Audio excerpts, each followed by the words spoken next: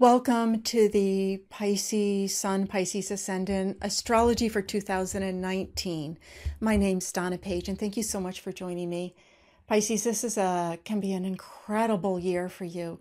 Both of your ruling planets, the traditional one, Jupiter, is in its rulership in Sagittarius, and the modern ruler, Neptune, is in its rulership in Pisces, and they are square each other this year. Exact 3 times in January and June and in September. And even though for the first 9-10 months, you will feel this energy very strong. And what this means is that they're talking to each other. They're very loud. They want to be heard. So you can feel that you want to be heard. You can feel that sense of you want to embrace that Neptune and Jupiter qualities, which is of the world of the spirit. The world of the imagination, the world of creativity, the world of possibilities. Jupiter does not want to be limited at all. So there's a sense of, I do not want any limitations in my life. I want this sense of being able to feel that anything can be possible. If only I can dream it, which is that Neptune energy. And Jupiter, it brings opportunity and protection. Jupiter is in your 10th house, the solar 10th house, which is of your standing in the world. We call it our job, career, but it's more than that. So what is it that you want to be known for? It may or may not have anything to do with making money. But it's saying if you want a new job, opportunity is there.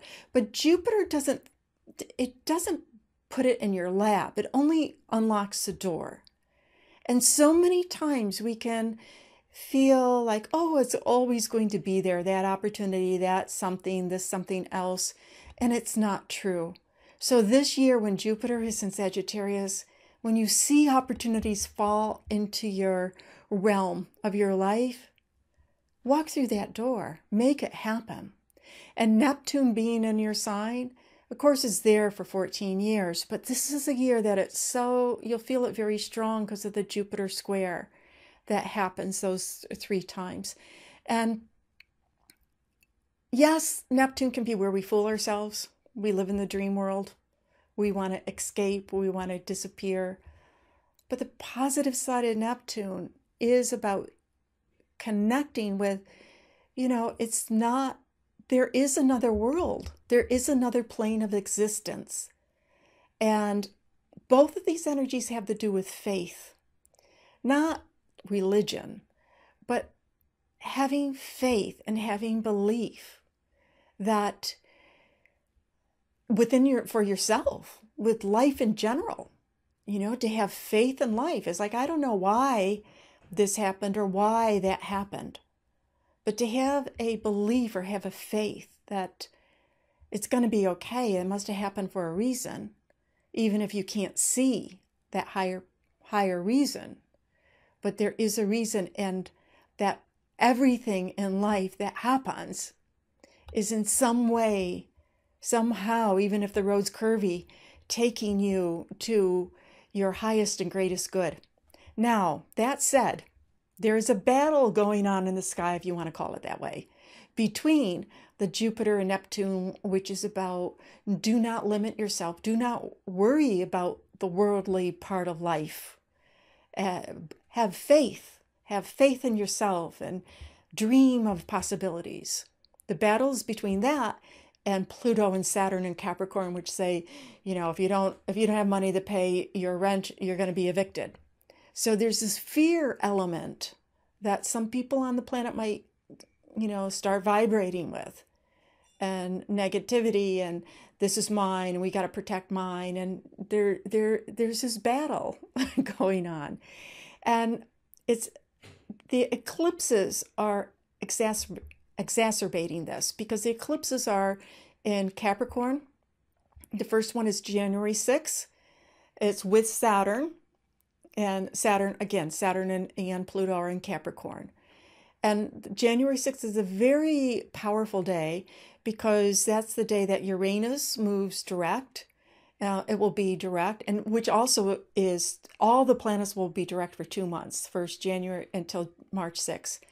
And that energy of Uranus moving direct in Aries, we got 2 months to kind of jump back to the 7 years or 6.5 years where Uranus was in Aries, asking all of us to be true to ourselves and not to the dictates of what society or parents or teachers or our smaller mind says we're supposed to do, but to be who we are for who we are and be the best that we can be.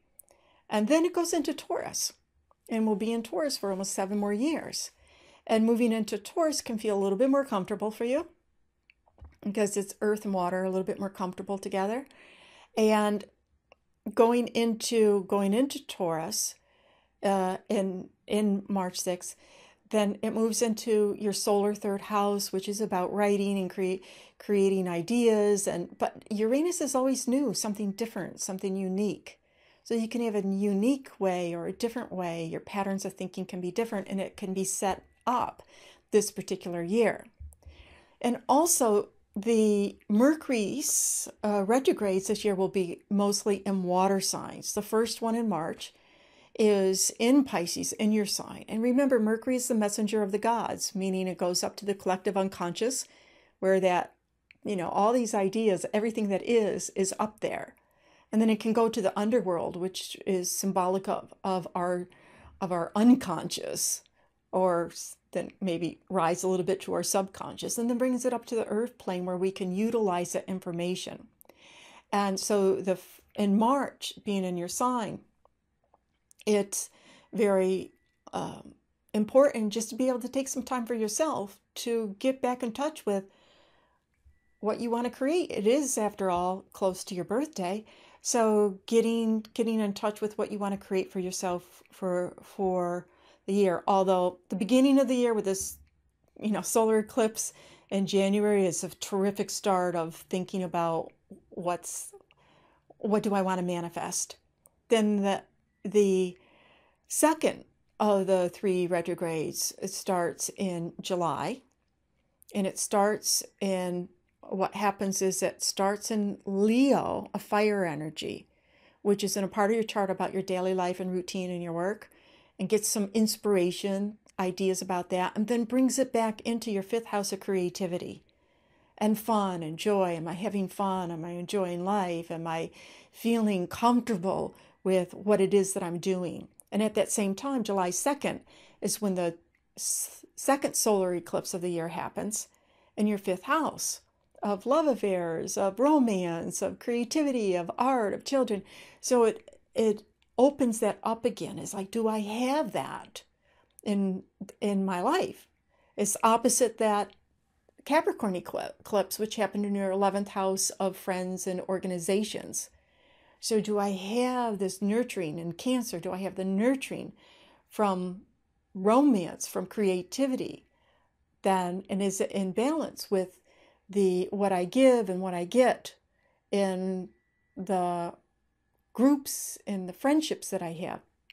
And then the third Mercury retrograde, which happens October 30th through in November, happens in your what's called your solar 9th house of travel, education, sharing your ideas. But it's Scorpio, so it is about deep knowledge, intuitive. This is a very intuitive. You're intuitive anyway, so the intuitive energy is coming up through the part of life that has to do with your creativity and learning and knowledge and sharing yourself with the world and sharing your gifts with the world in a deep way, in a meaningful way, in a powerful way, in a purposeful way, having that purpose and meaning.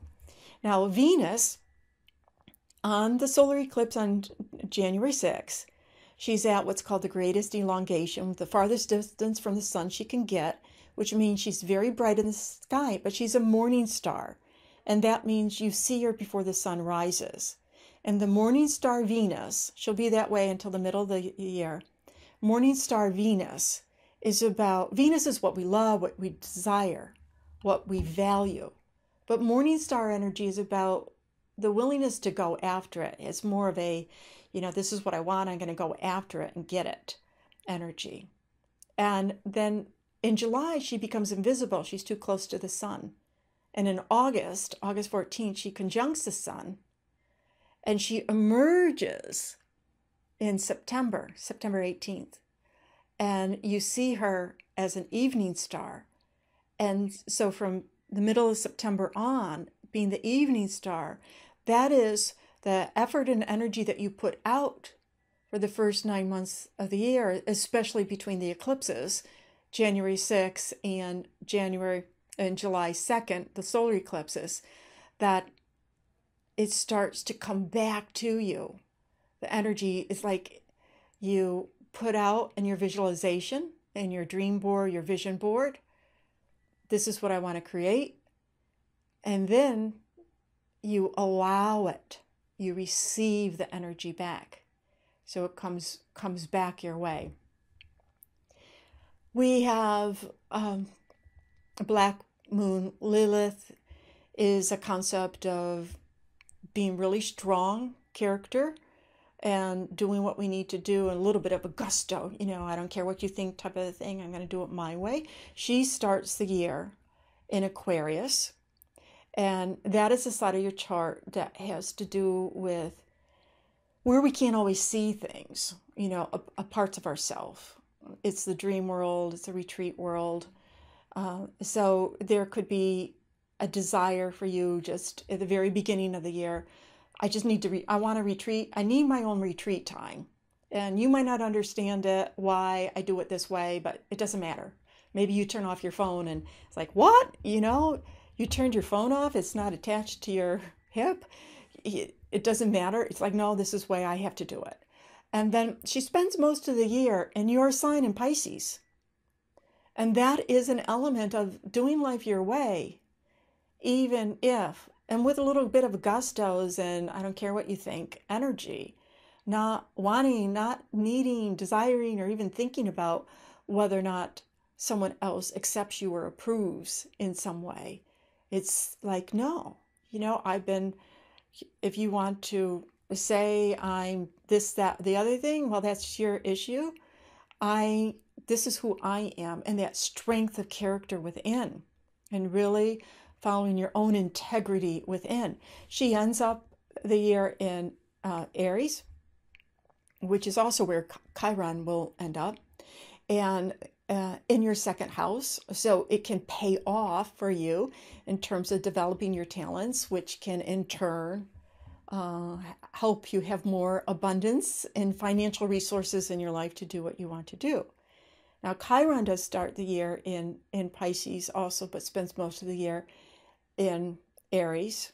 And so that there's something about heal, Chiron's called the wounded healer, but in Aries, very strong. There's a strong activity. And so there's something about taking some strong action in terms of creating more abundance in your life. So whatever action you can take, forthright, or even because Chiron is called the wounded healer, wherever you might feel like, oh, why don't I have enough of this or enough of that?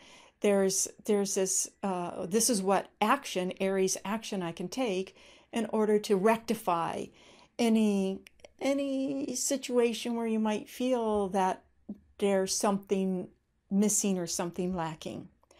So wonderful, really embrace that energy that you have going on this year with your ruling planets and the ruling signs, and listening to that wisdom from within.